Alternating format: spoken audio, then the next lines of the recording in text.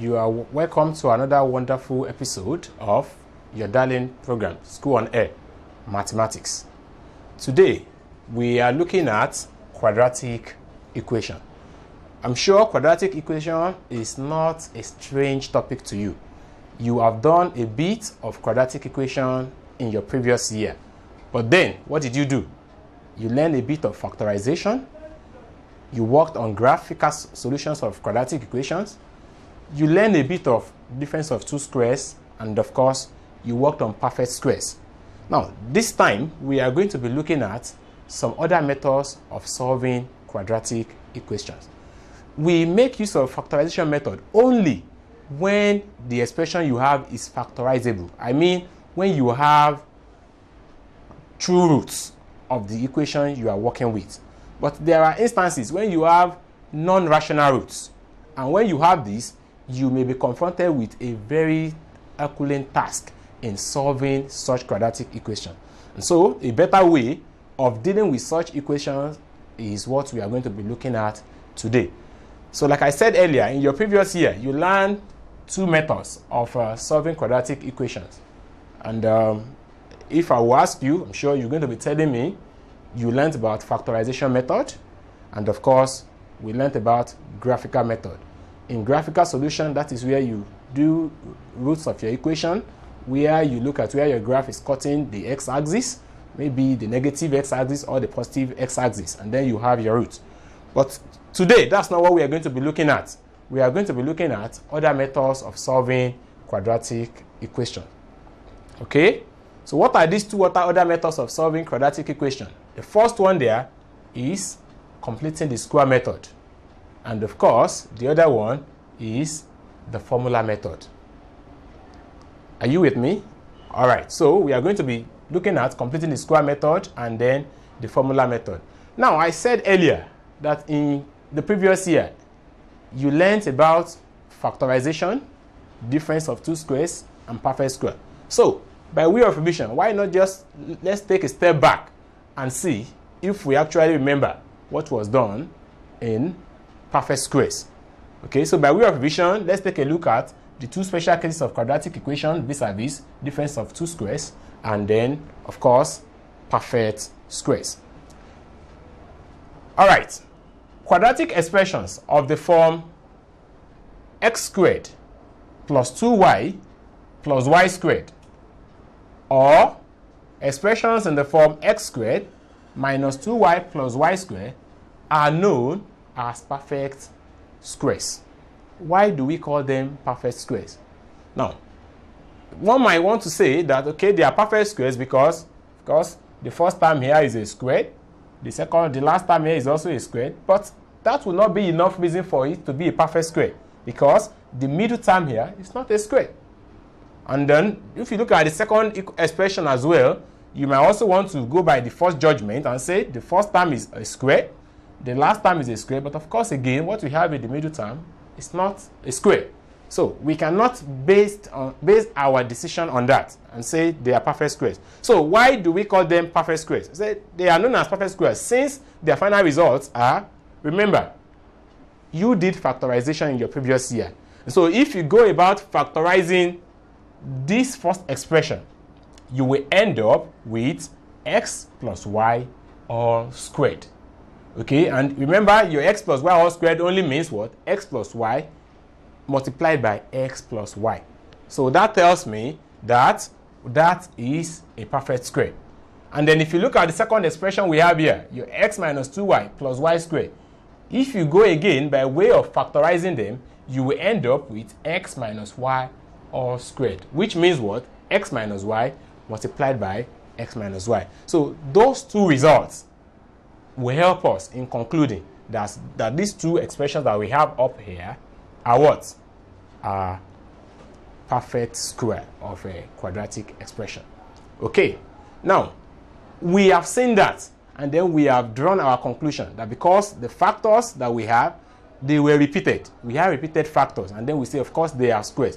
But suppose I'm not factorizing. Suppose nobody is asking you to factorize. Suppose you just have an expression, and you are required to just determine. If I'm just giving you a mental sum, Just look at this expression and tell me whether they are perfect square or not. So how do we know this? What are the yardsticks? What are the parameters that we use in determining whether a particular expression is a perfect square or not? So that will take us to the next subtopic, which I call conditions for perfect squares. Okay, now a quadratic expression will be said to be a perfect square if certain conditions are met. If and only if certain, you see, that language is a biconditional statement in logic. We said this will only happen if the antecedent happens. So a quadratic expression will only have to be a perfect square if the antecedents that we are going to be talking about now are met. What are these antecedents? That's what we are going to be looking at now. Now, the first condition is that the first term and the last term are perfect squares. So if we are given any particular quadratic expression and you want to determine whether that expression is a perfect square or not, so what do I do? Very simple. I look at the first term. Is it a perfect square? If it is, I look at the last term. Is it also a perfect square? So if it is, then I have found a basis. But then it is not conclusive. Because the first and the last term are perfect squares does not necessarily conclude that that expression is a perfect square. So that takes us to the second condition, which we are going to look at to determine whether that expression is a perfect square or not. Now, what is this second condition? It's saying that the second or the middle term is twice the product of the square roots of the other two terms. You see, that sounds very big and very worded, but it's very simple. What are we saying? To every quadratic expression, there are three terms.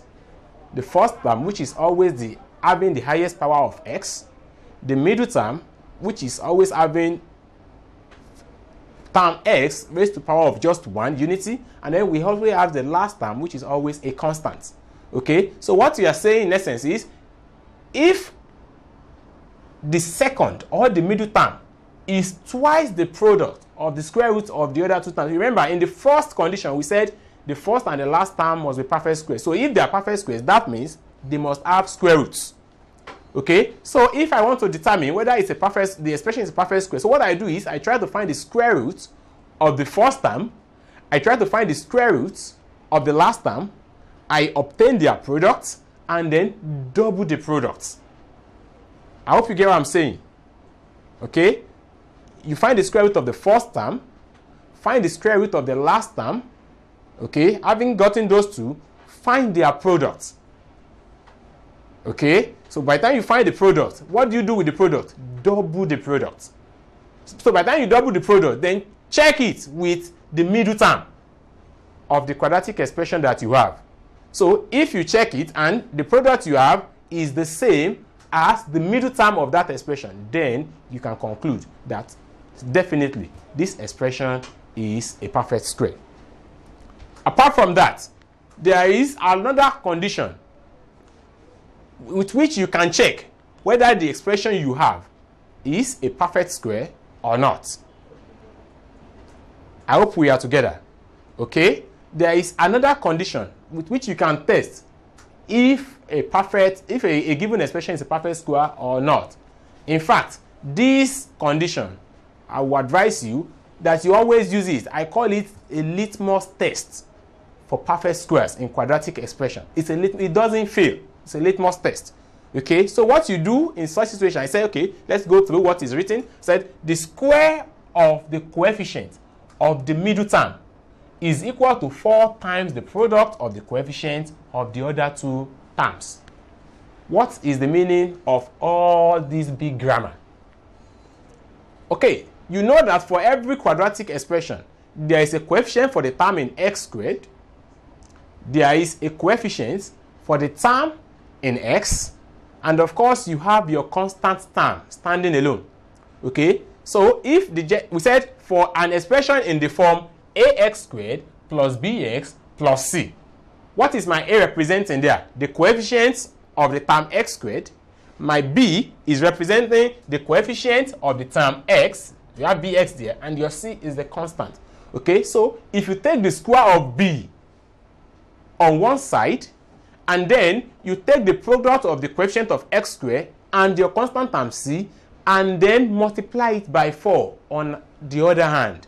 Then try and check the two. If your b square is equal to 4ac, just as we have written here, if your b square is equal to 4ac, then you can just go to bed that the expression you have there is certainly a perfect square.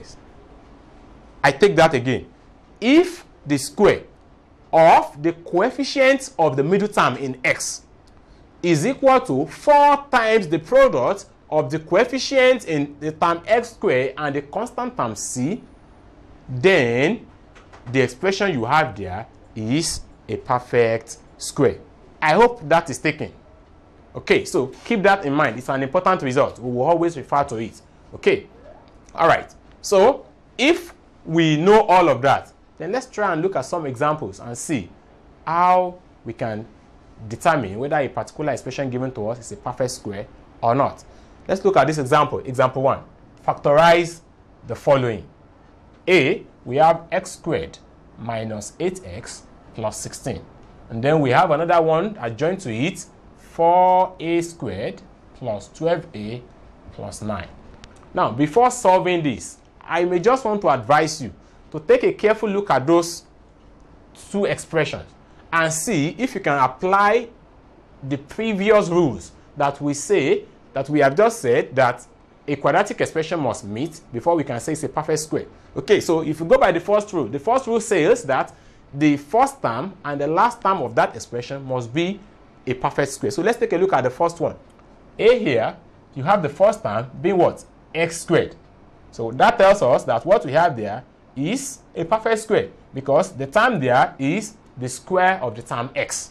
So we have x in x places, so x squared. So that's a perfect square. And then let's look at the last term. Is it actually a perfect square? 16. Okay, I'm sure you will agree with me that 16 is a perfect square of 4. Okay, so that means that first expression satisfied the first rule that a particular expression is a quadratic expression. But then we said that is not conclusive.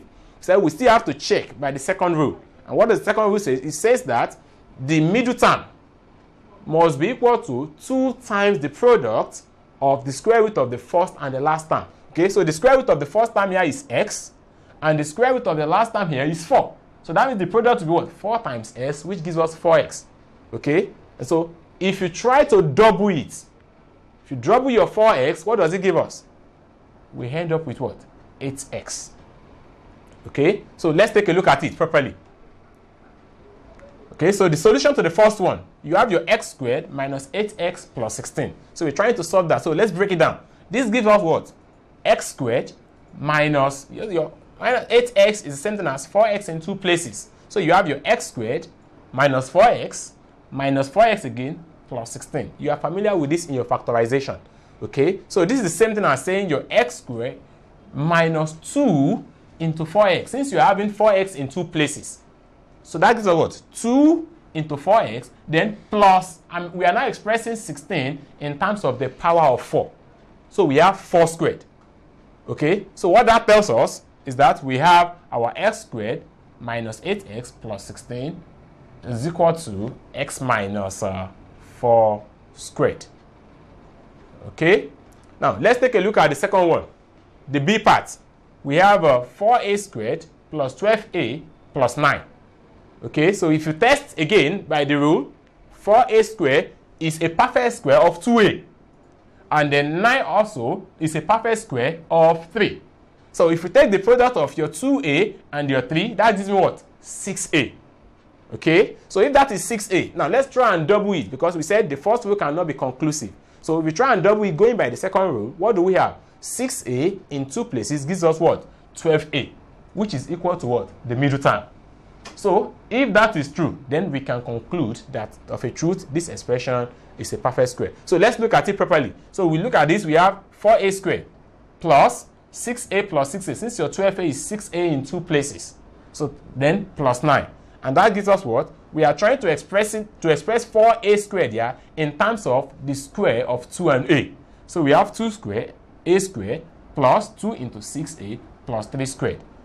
And then that gives us 4a squared plus 12a plus 9 is equal to 2a plus 3 squared. Okay, so that tells us that, of course, that expression also is a perfect square. Now, example 2, let's quickly take a look at this. Which of the following are perfect squares? These are mental sums. Which of the following are perfect squares? Okay, A, you have u squared minus 14u plus 49. B, you have 6x squared plus 13x plus 16. C, you have 2b squared plus 5b minus 7. And then D, you have u squared plus 2vu plus v squared. By just applying your rules, taking a look at these ones, you should be able, without putting pen to paper, writing anything, tell us which one exactly there is a perfect square and which one is not. Okay, so let's flip to the solution. Now, the solution, I said, only expression A, that is u squared minus 14u plus 49, and then expression D, u squared plus 2vu plus v squared, are perfect square because they both satisfy the conditions earlier discussed for perfect squares. Okay, so let's quickly take a look at this one. To make a non-perfect quadratic expression to a perfect square, what we just do is we add a constant term c, such that my b square equal 4ac for every expression in the form ax squared plus bx plus c. We already know what a, b, and c are. Okay, so if we already know what a, b, and c are, let's take at this example. Find the terms that must be added to the following expression to make them perfect squares. So what we do, okay, look at this expression. We have x squared plus fx, and then we have 2m squared minus 3m. So what must be added to these ones to make them perfect squares? So what we do in the first one, our x squared plus 12x. In that situation, we have our a being equal 1. That's the coefficient of x squared. And then we have our b being equal to 12. So if our b squared is equal to 4ac, that means my 12 squared is equal to what? 4 times 1 times c. Okay, and that tells us that 144 is equal to 4c. Then, like we have learned before, if you divide both sides by 4, your c will end up giving you 144 divided by 4, which will end up giving us 36. And what that tells us is that 36 must be added to that expression to make it a perfect square. And then we end up with this expression, x squared plus 12x plus 36. And then the second one quickly.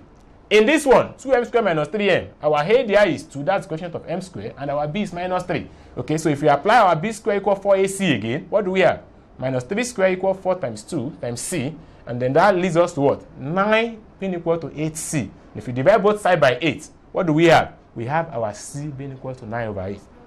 And then that tells us that 9 over 8 must be added to give us the perfect square expression. Of course, the perfect square expression will now read 2m squared minus 3m plus 9 over 8. Okay, so I think you will be able to walk through this as we have been able to go so far. So let's just take a look at this exercise. Take a look at this exercise. What must be added to the following expressions to make them perfect squares? Okay, so you have them. You have 3x squared plus 5x, the first expression there, and then you have k squared plus px, and then you have 2x squared minus 3x. Lay your hands on those ones, and I'm sure you are going to find them very, very interesting. Perfect squares are very good to work with.